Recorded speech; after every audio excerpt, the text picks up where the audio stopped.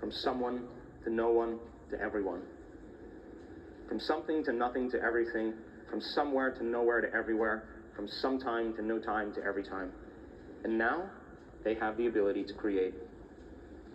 And so, amazing. We've seen this on functional brain scans when we've measured our students in the act of meditation. I can tell you right now, without a doubt, that you are at your absolute best when you get beyond yourself. I can tell you that when you live by the hormones of stress, you will narrow your focus on objects and things because that's where the danger is.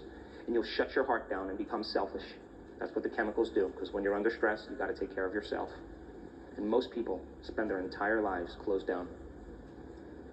And so in order to create, according to the quantum model, you have to lay down the very thing you used your whole life to get what you want for something greater to occur. And doing it properly, we've measured this. A person reaches that point where they surrender into the present moment, and we can predict when it's going to happen if their brain is hooked up. And all of a sudden, we start to see these downloads coming right into the nervous system. And the front of the brain starts synchronizing with the back of the brain. The right side of the brain is synchronizing with the left side of the brain. The brain is going into this psychic union, a whole brain state. When you live by the hormones of stress and you're trying to control and predict everything in your life, and you're shifting your attention to your husband or your wife or your coworker or your problems or the pets or the kids, or you start shifting your attention, your brain begins to activate different neurological networks. And when that occurs, your brain gets very incoherent. And when your brain is incoherent, you're incoherent. And when your brain isn't working right, you're not working right. But when you teach people how to take their attention off their body, their environment, and time, and instead of narrow their focus, open their focus. We've measured it thousands of times. You're no longer thinking. You're no longer analyzing, and all of a sudden those different circuits in the brain that were subdivided begin to unify. They begin to synchronize. And what syncs in the brain links in the brain. And all the energy that's sitting in these lower centers moves right up into the heart. We've measured it over and over again. And all of a sudden the heart becomes coherent. Because when you're frustrated and you're impatient and you're angry and you're resentful, your heart is beating out of order. It's incoherent, just like the brain. The moment that energy hits the heart and you start feeling gratitude and feeling love and feeling freedom and inspiration, the heart starts beating in a rhythmic fashion. And like a drum, boom, boom, or dropping a pebble in water, it creates a measurable magnetic field.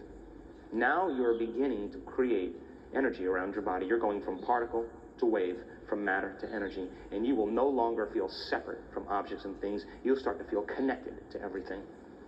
And when that occurs, that measurable magnetic field can be up to 9 meters wide.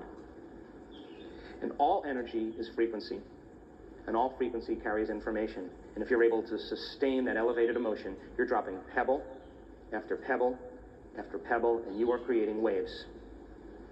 And if you can feel deeply and profoundly, you're dropping stones, and it's creating a bigger wave. And that energy is frequency, and all frequency carries information. And when you lay the intent or the thought on that energy, the carrier wave, you're broadcasting a whole new electromagnetic signature. And whatever you broadcast into the field is your experiment with destiny. Because thoughts are the electrical charge in the quantum field, and feelings are the magnetic charge.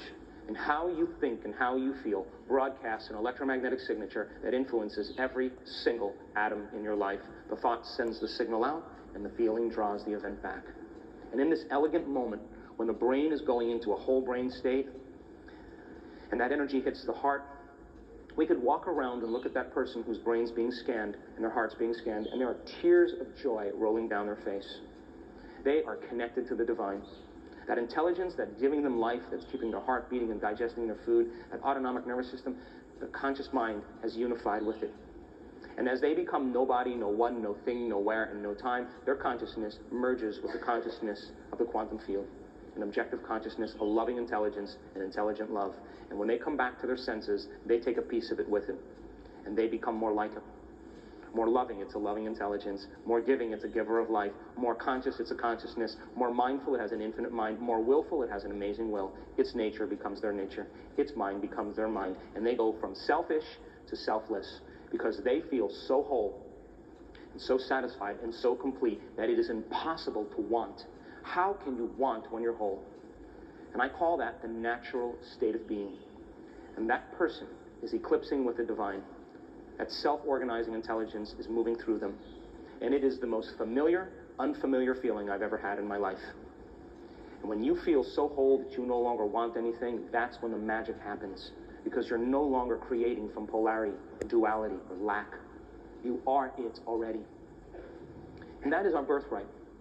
And all of a sudden now, the person takes their attention off the particle in quantum physics and puts it on the wave of possibility, and they begin to create. And they had a very clear intention because their brain is coherent. They combine it with an elevated emotion because energy moves into their heart, and we've measured it enough times. Their field around their body is broadened. We've seen it over and over again. If you have a community of 750 people in a room at an event and they're all doing it, the energy of the room goes up. We've measured that. We've measured the person's cortisol levels and their IgA levels. 120 people, they come to an event. We measure their stress hormones. As your stress hormones go up, your immune system goes down. So we measured IgA.